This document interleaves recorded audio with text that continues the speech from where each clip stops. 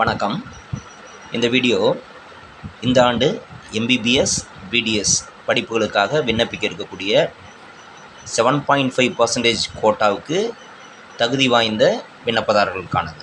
அதாவது கவர்மெண்ட் ஸ்கூலில் 6லேருந்து 12வது வரையும் படித்த 7.5% இடஒதுக்கீட்டில் எம்பிபிஎஸ் பிடிஎஸ் படிக்க விரும்பக்கூடிய மாணவர்களுக்கான ஒரு முக்கிய செய்தி இது. பாருங்கள், kind attention to the 7.5 preferential quota candidates 2026-2027.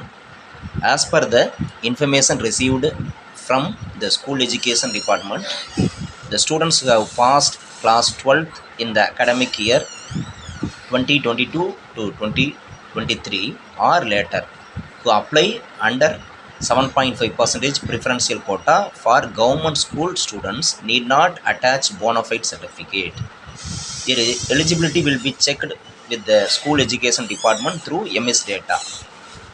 Students who passed class 12th in the previous academic years need to get bona fide certificate from the chief educational officer. நம்மளுக்கு தெரியும், எம்பிபிஎஸ் பிடிஎஸ் விண்ணப்பிக்கிறதுக்கு நம்ம 7.5% கோட்டாவுக்கு எலிஜிபிள் ஆகணும் அப்படின்னா நம்ம இங்கே அந்த ப்ராஸ்பெக்டஸில் ஒரு application format கொடுத்துருக்காங்க. அந்த அப்ளிகேஷன் ஃபார்மட்டில் சிஇஓக்கிட்ட ஒரு சர்டிஃபிகேட் வாங்கி கொடுக்கணும் அப்படிங்கிறது பார்த்தோம்.